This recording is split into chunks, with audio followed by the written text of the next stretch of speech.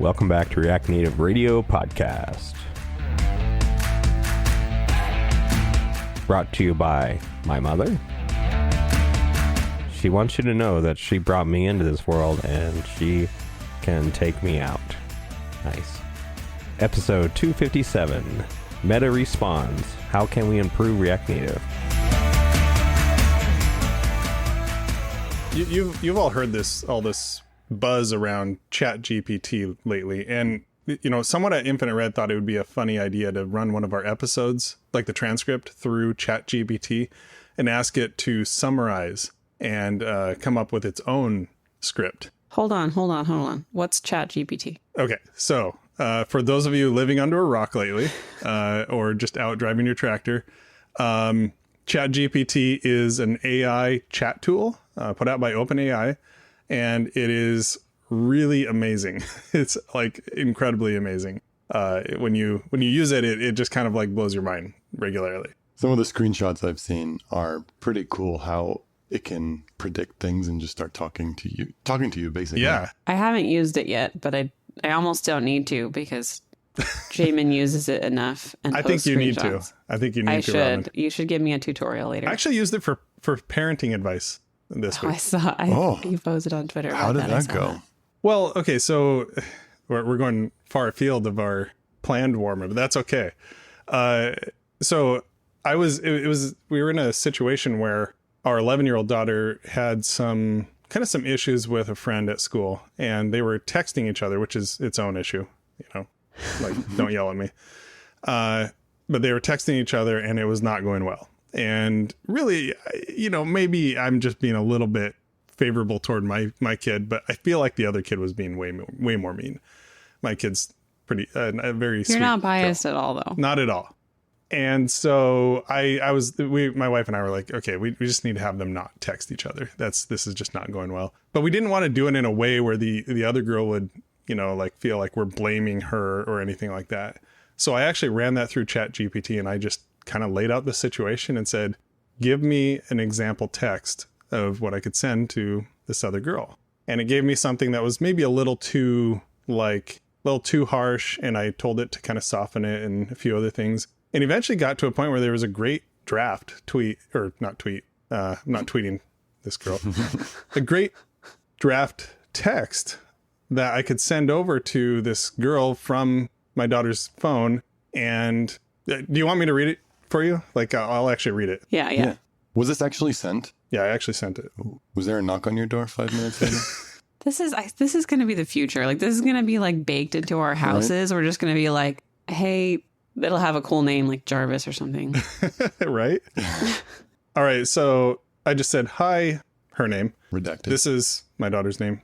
Dad, we noticed that you and our daughter have been having some issues lately, and we feel it would be good for you two to take a break and have some space for a while. We will be turning off the ability for her to text you, so that's why she won't respond. Feel free to show your parents this message, and if they want to discuss, I'm more than happy to. My number for them is, and I gave my number. I hope you and your family have a good Christmas and New Year. So ChatGPT wrote like the first draft of that, and it was pretty good. It was like, okay, yeah, like I can roll with this. The first one that I had come up with was not nearly as good. It's pretty now cool. I can outsource parenting to machines. Now, see, it's not good at everything though. Yet. I mean, you mentioned that you ran like our show through. You said what our podcast is about. Yeah, someone at Infinite Red thought that they would run it through and sort of get a summary of the episode. And what did they get? They got a sports show. They thought it was a sports show. You know what this is? I mean, clearly ChatGPT stopped listening after the first 5 minutes. That was like, the interesting what part. Is this? Right. I'm guessing. I wonder if it's reading the transcripts and only reads the first paragraph where we talk about sports. What if ChatGPT has ADHD and is like, yeah, I've lost interest. I got the gist. Yeah. So I think we needed to. No, you know what? We're not going to do that. We're not going to go into sports this time. This time, actually, ChatGPT is going to look at the transcript and think we're a parenting advice show. There you go. Mm-hmm. All right. Well, let's get started. We actually have a long episode ahead of us, so let's try to go as quickly as we can. There's a lot to go over. I'm Jamon Holmgren, your host, friendly CTO of Infinite Red. I live in the beautiful Pacific Northwest with my wife and 4 kids. I play recreational hockey, even with my bum knee now. I'm planning to play this Saturday. And I drive my tractor whenever I get an excuse to, which has actually been many months, unfortunately. I'm joined today by my surpassing co-hosts, Robin and Mazen. Robin Heinz is a senior software engineer at Infinite Red. She's located west of Portland, Oregon, with her husband and 2 kids, and has specialized in React Native for the past 5 years. She is also the proud winner of the Over 30 Indoor League with a game-winning penalty save. Wait a minute here. Wrong person. ChatGPT. That definitely is not supposed to go in my bio. Wait, how did that end up in her bio, though? I think you put it in the wrong spot there, Mazen. Well, that lets me kind of transition. Ratted him out. Yeah. Wow. Mazen Just Chami right lives under the in bus. Durham, North Carolina, with his wife and baby boy. He's a former pro soccer player and coach. See, this makes more sense. And is a senior React Native engineer, also here at Infinite Red. I'll reread that. Proud winner of the Over 30 Indoor League game-winning penalty save. That is Come on, awesome, talk to me. Mazen. Talk to me when you win the Under 30 Indoor League. I'm sorry. We I'm always made sorry. it to I'm the just kidding. finals I'm and just lost. kidding. It's okay. That's amazing. That is really cool. So it went to penalty shots, or what happened? Mm-hmm. Sudden death penalties. Yeah. Oh, okay. So it's like a shootout in hockey. Yeah. That's awesome. You gotta be feeling good about that. Very cool. Congrats. This episode is sponsored by Chain React 2023. Chain React is back. It is the biggest and best US-based React Native conference. You got to come to it. It's in Portland, May 17th through 19th. And you can find out more information, buy tickets, early bird tickets. You can even submit a CFP if this episode comes out in time. If you go to chainreactconf.com. So go check it out. Please do join us. I think, you'll be interacting with me, with Robin, with Mazen. We'll all be there. We're going to be hanging out, interacting with everybody. We might even do a React Native radio thing there. We're not sure yet. We haven't totally decided. But it's going to be a great show. Whatever we do, you won't get to experience it unless you buy a ticket. So. Yeah, you got to buy tickets. You got to come. It's just the best place to be for React. I mean, seriously, surrounded by 500 React Native nerds, all nerding out on all things React Native. You got to be there. If you're listening to this, you're a React Native nerd. Like, come on. All right, let's get into our topic for today. So Meta has responded to the how can we improve React Native thread. And so this is a follow-up to React Native Radio 254, where we went over like the common complaints about React Native and the stuff that really needs to be fixed. And Meta has actually come back and responded to that. So we're going to just be going through those one at a time, and kind of, there were actually quite a few comments in there. We won't go over them all. We'll link to the whole discussion in the show notes, but I thought it was actually really cool. A lot of the responses, some of them we'll definitely have some opinions about and whatnot, but I think it's going to be a good discussion. So the first one is actually a really interesting one. The title of it is Upgrade Story is Not Compelling, but it's actually more about the new architecture. It's about why are you wanting to update to the new architecture? How do we like convince our bosses that this is worth it if kind of at the end of the day it kind of comes back to right back where we started, essentially, just with a lot of work. It doesn't feel like something that we can really cohesively sell. What are the benefits of the new architecture, essentially? Yeah, I think because this is so brand new and, fresh out of the box, people are finding it hard, potentially one, to upgrade and see all the improvements that we've talked about, on the show and that Meta has brought out about what this new architecture actually is. But I think one thing to keep in mind is this is like a step-by-step process to get us to the end goal that we've talked about. Right now, I think the new architecture, its capabilities, if you want to, hone in on one part of it, is just the synchronous rendering. And that's probably something that you will see immediately. Now, the performance gains and all the other stuff that we've, mentioned along the lines of this are coming down the line. So I think it's probably conveying the message better, which is what this thread, this specific comment kind of talks about. Well, and they specifically call out that performance gains are not the goal. Mm-hmm. There may be performance gains, but the goal is performance neutral, like not to regress performance. Yes.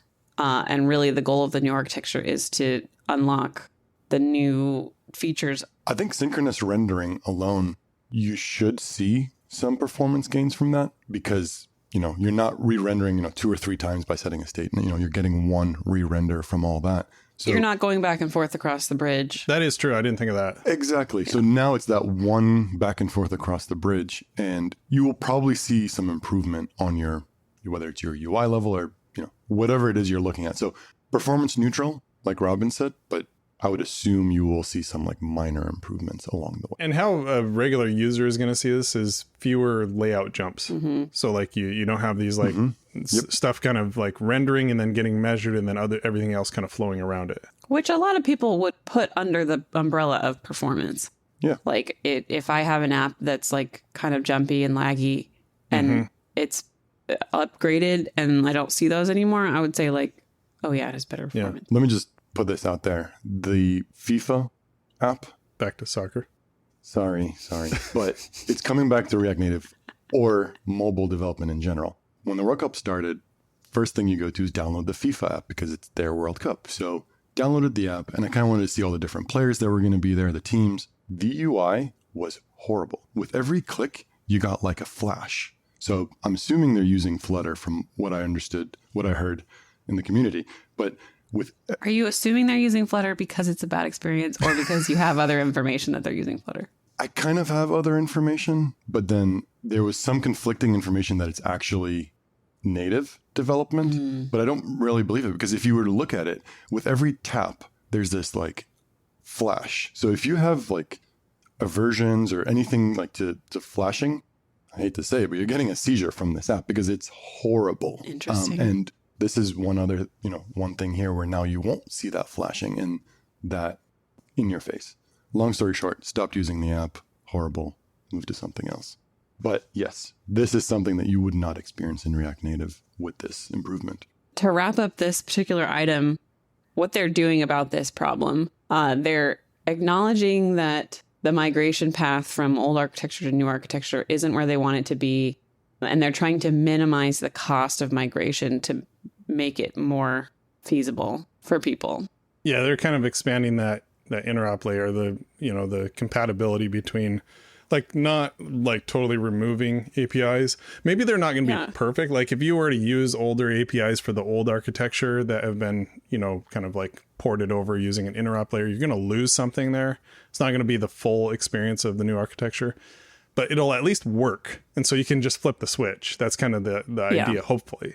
Mm-hmm. And I've certainly been pushing behind the scenes for this. I don't really care if you don't get the full benefits of the new architecture, as long as I can flip the switch and it still works. It's like our approach to TypeScript, which is like turn it on and then add your types like gradually slowly over time. Yeah. It's supposed to be a help for you, not a hindrance. This is my opinion, but I feel like if it is a hindrance, if it feels like it's just getting in the way, you're going to get this bad feeling about the new architecture right away. Well, and for organizations that are already pretty risk averse, any hiccup is going to give them a reason not to move forward with it. So the easier they can make it, the better. The second one is talking about logbox issues and hard to debug errors. And I think this is probably my pet peeve is the fact that a lot of times you see non-symbolicated errors. So it's just kind of like useless back traces. Or like, traces back into like the depths of React Native and native code. And you're like, this isn't helpful. This isn't my code. Yeah. I need to know where it originated in my code so I can do something about it. Yeah. So what they are doing to address this is better stack frame collapsing. So they're working on that. Actually, 0.71 includes this. Yeah. So if you upgrade to 71, you're going to get this already. Fewer white screens due to errors. So they found a bug that was sort of like causing more white screens just because the logbox the error handling wasn't even initialized in time to catch them. Also letting more logs go through to the console so you can actually see everything that's actually happening. What they plan to do in the future is to get rid of the native red box experience because that is they're working on essentially handling those cases better, and but they did ask the community for some help with that. Also ahead of time bundling the logbox to just make it so that it compiles faster, and then symbolicating the component stacks. And this is actually a big one because I think that this is the one that's actually going to help us the most, is the fact that we're actually going to be able to see what component is actually throwing the error. Definitely. Now they just need to implement some sort of a REPL in there. logs. I know, right? Like Rails errors were the best. Oh man, yeah. You could just jump in there and like Yeah. navigate around, in your app, access any of the memory, see what variables. Yeah, it's like an interactive debugger in a lot of ways. This kind of like developer experience, debugging experience is so hard to get really, really good. Yeah. But it makes a huge difference. Moving along, there was a question about sort of like consistency of APIs across the different platforms that React Native owns. And I think one of the bigger ones was React Native Web. So Nicholas, who created React Native Web, actually responded to that one. Yeah. Yeah. So it sounds like, well, for one, this is the bottom of the list, but it's the biggest deal to me. They're moving React Native Web under Meta ownership, or they're working on doing that, which I think is huge. I'm curious if they're going to use it internally, like actually use it. Which will make web a first-class citizen. It's just one of the platforms, iOS, Android, and web, much more officially, which would take a lot of burden off of him alone because he maintained it by himself for a long time. Yeah. So the maintenance there is going to be, you're going to have more people on it to maintain it. So hopefully there's more engagement within the maintenance and improvements of it moving down the line. And then things like the style API is like making style sheet options much more in line with the CSS feature set will go a long way towards making web and mobile more in line. Yeah, and they're adding like mouse support. So like pointer events like, on click, things like that. Unifying that so that, because there's different ways of interacting. Like a touch screen is going to have a different, you're going to have more on press type events where with a mouse it's on click. You have like on right click versus on long press. Yeah, exactly. Yeah.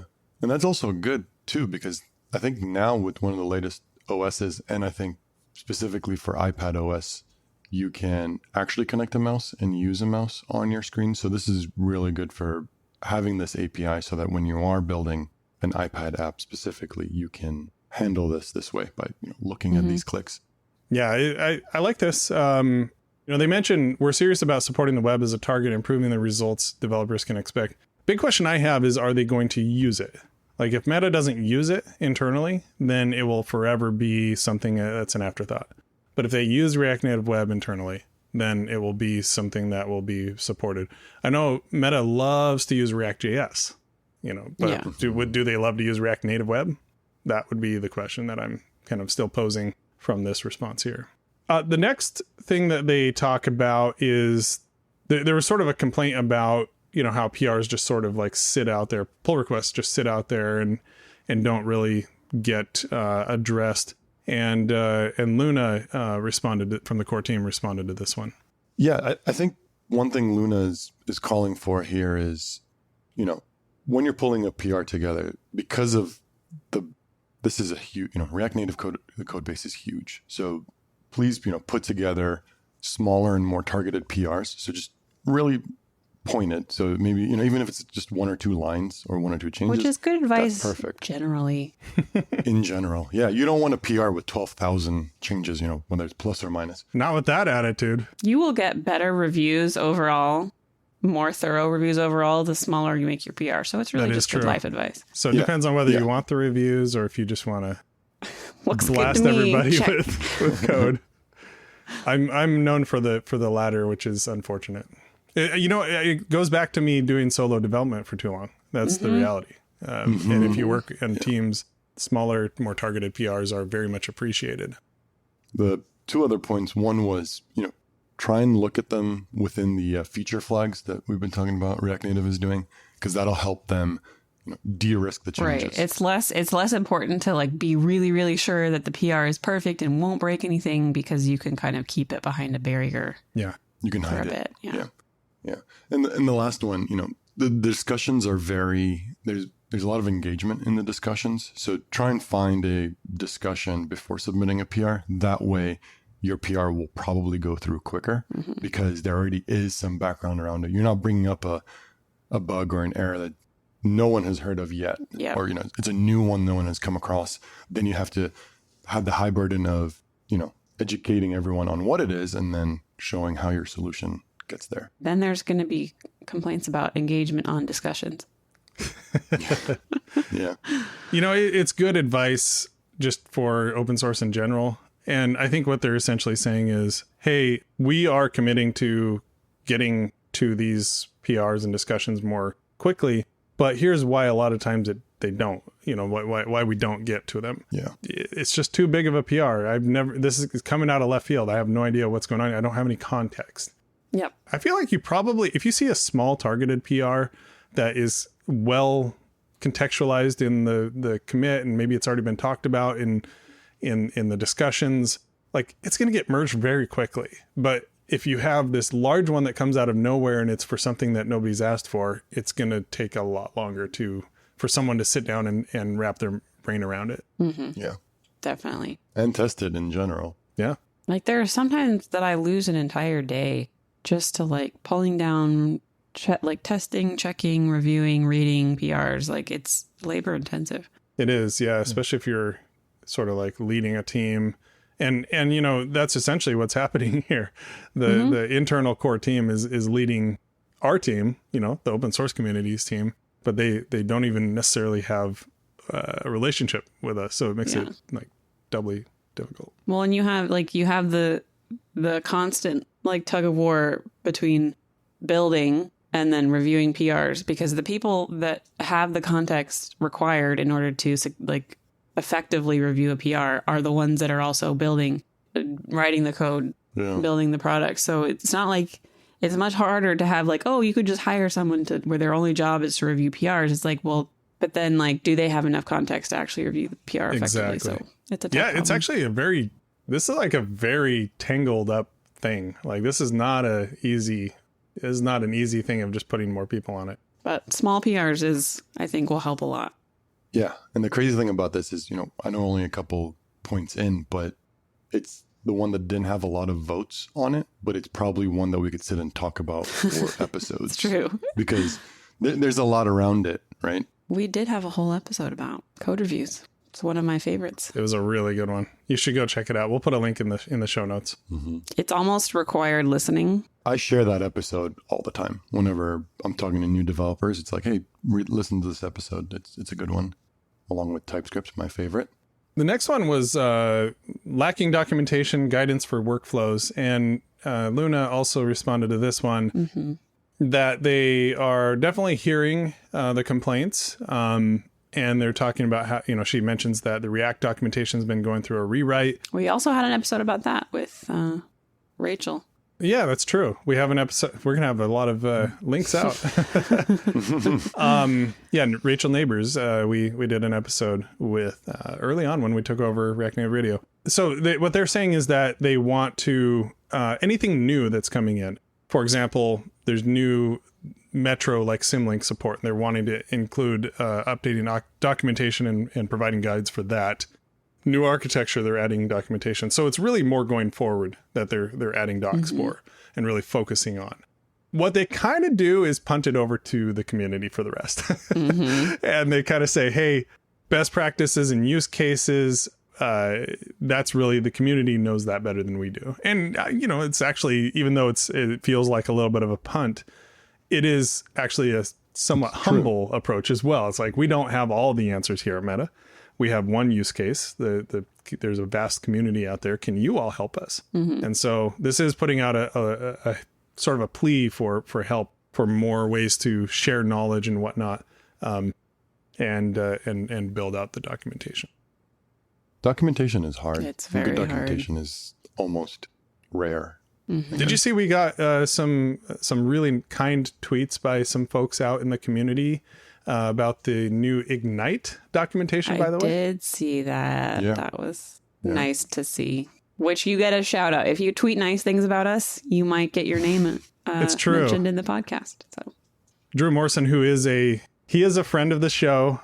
Hey, Drew, really appreciate you listening and checking out everything that we do. He mentioned how good the docs were, you know, super well written, easy to understand. I walked away feeling empowered, having more clear direction in my project, you know, stuff like that. So it's always nice, because like documentation, it feels like a slog sometimes. There's just a lot to do and a lot to write, and And it's hard to even know if you're doing it, the right way, but Yeah. it's good to get feedback like that. Yeah, the next one is about, like, in general, poor experience with some of the UI capabilities offered by React Native. For example, like keyboard handling. Oh, this is kind of just sort of a random bag of stuff, isn't it? Yeah. Yeah. Keyboard handling, flat list, image and image caching, RTL or right to left support, which Mazen knows quite a bit about. Different platform layouts, layout animations on Android, and the infamous Android shadows. Even though it's like just a random bag of things, it's like really, how do I say this? Really like there's a wide variety of ways to tackle all of these. The keyboard, you have different screen layouts and different phone sizes to account for. And even just like you said, the layout, the different platform layouts. We were talking about an iPad and then kind of going down to just a simple mobile device, right to left, complicates everything. Image is an interesting one because when we prepped for the show notes, so it's kind of a couple days now, the go-to RN Fast image was deprecated. So now it's like, all right, what's the next one to use? Because that was kind of everyone's go-to. And I think from that tweet that we saw, it was, focusing that Software Mention is working on Expo Image. Yeah. And that will kind of take over from React Native Fast Image. So yeah, I mean, keyboard, I think we talked on the show in the past about how keyboard can be very hard to handle. And there's like a package out there that did it all really well. Flat list, we now have flash list. So it's all this stuff that's like so many different ways to tackle it. And people are kind of working on it in different ways in the community. It feels like Expo is providing the missing standard library. Yeah, exactly. And that's okay. Like, I actually kind of prefer that, to be honest. I would if Expo maintains something, I have a high level of confidence that it's going to be good and going to be maintained. Do you ever think that I wonder if any of the Expo people are listening. I wonder if they ever feel that pressure. Like, wow, everybody thinks that our stuff is awesome. Everybody was relying on us now. Yeah. I mean, that's my check, right? Before I do a React Native package search, I'll do an Expo search. Yeah. If Expo has it, I'll go with it, or else then I'll look for the community version of it. So yeah. Well, and there's lots of great community versions too, but it's so Exactly. They're great. It's harder to tell the quality. But you can't guarantee the quality. And a lot of times it's a single maintainer who could burn out at any time because it's really difficult. Take Fast Image. Fast Image is an example. Yeah, RN Fast Image was just deprecated. Everyone depends on it. Yeah. I know I've used it in every app. Yeah. And this kind of goes back to the Lean Core initiative. Right. So who is going to be the one that takes over instead of everyone in the community? It sounds like Expo is picking up most of the bags thrown out the door by Meta. I'm just waiting for Expo WebView so that I can completely let go of React Native WebView. Help Jamon out, Expo. But that one is a whole other beast. I don't know. Anyway, that's I think that they're very aware of it, but I don't think they really have many real answers there. I do think that Expo is the answer, in my opinion. Yeah. Speaking of Expo being the answer, upgrades being painful, and we don't mean upgrading to the new architecture, we mean just upgrades in general. There have been some improvements made over the years. It is much better than it used to be. So much better. Do you remember the manual linking days when you had to run React Native Link? Oh my gosh. And before the So upgrade helper. bad. Before, yeah. Oh, it was just a stab in the dark in those days. You changed the version and you see what breaks. Yes. That was just oh, terrible. There's a reason why upgrades are painful and have been painful. It's not for lack of trying to make it better. I think it's just inherent in the way that it's approached. Because you have different things. You have your environment, you've got third-party modules, you've got Xcode, you've got Android Studio, you have your own app code. The native APIs change, so those aren't even stable. The new features, you have to know about the new features, and there's security stuff that you have to be watching. So I feel like at the end of the day, not to keep going this direction, just use Expo. They do it for you. Like, I know that, you don't have to use Expo Go. You do not have to use Expo Go. You don't even have to use EAS, even though I like an EAS experience. just use Expo and Expo's like native modules and all of their libraries and their custom clients. Those are the things that will actually make upgrades so much easier. Every project that we're doing using Expo, there's a new version of Expo. But yeah, essentially, when you go with Expo, it just, the upgrade process goes much, much smoother. Yeah, and a very good example of that is today I was working on the Chain React app, and I wanted to install Firebase, Crashlytics, and Cloud Messaging.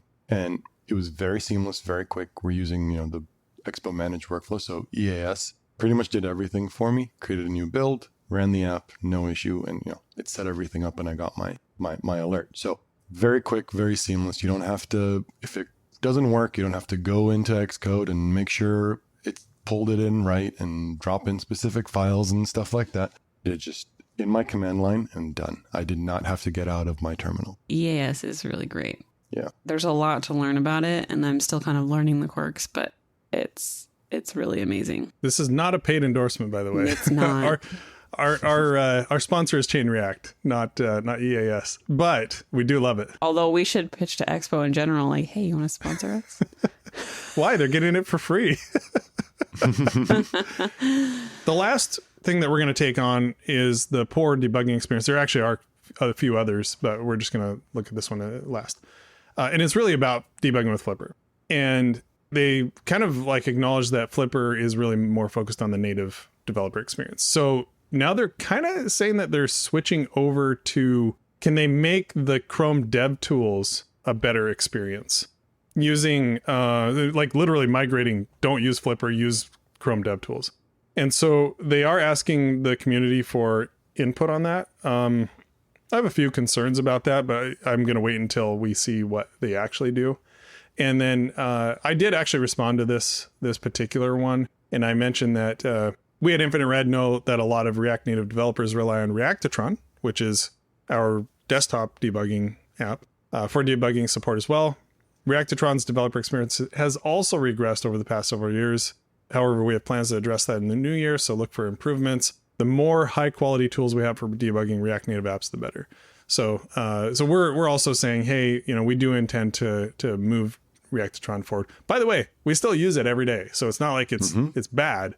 It just hasn't really moved forward. Yeah, I personally use it every day and always have, and haven't had any issues with it until you told me, Jamon, there was the performance thing that Flipper has in Reactotron.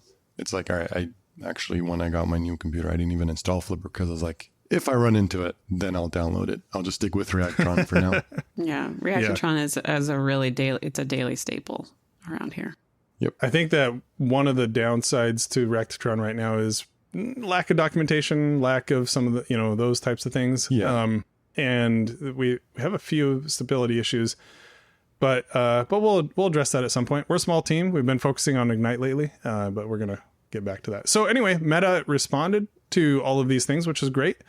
Really appreciate them doing that. And yeah, it's looking good. It looks like we're headed the right direction. I love how they stay in tune with the community's needs. Yeah, they've always been great about asking community for feedback and then actually taking action on what the results are. So we love Meta as a partner. If you'd like to nerd out more about React Native, check out my Twitch stream at rn.live or youtube.infinite.red. You can also join our Slack community at community.infinite.red. We have a Twitter community, rntwitter.infinite.red. We'll go directly to it. You can also find the three of us on Twitter. Robin is at Robin_Heinz.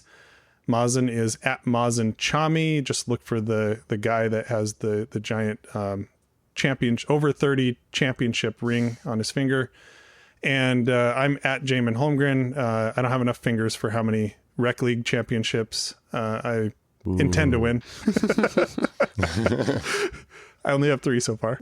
Well, I technically have 4, but it was a sub who, like, I couldn't make the championship game for the summer league, so it was a sub. So do I count that one? I was the goalie for for most of the season, but I don't know if you can count it. I was out sick for half the season. I'm counting it as a win. It's true. As always, thanks to our producer and editor, Todd Worth, our assistant editor and episode release coordinator, Jed Bartoski, our designer, Justin Husky, and our guest coordinator, Derek Greenberg. Thanks to our sponsor, Chain React. Check it out, chainreactconf.com. Special thanks to all of you for listening today. you React Native nerds. Make sure you subscribe if you haven't already, and tell a friend about it. You know what? We love it when people tell their friends about us. It's just like the main way that we grow. Robin, do you have a mom joke? I did. I just pulled one up. Okay. Why did the student eat his homework? Because the teacher said it was a piece of cake. That credit goes to Carlin for that one. So Carlin, if you listened all the way to the end, there's your shout out. He's kind of the dad joke king in is our Slack. He has 4 kids, so he does. So do I, but I don't know. I'm not as good as Carlin. Carlin's good. All right, we'll see you all next time. Bye.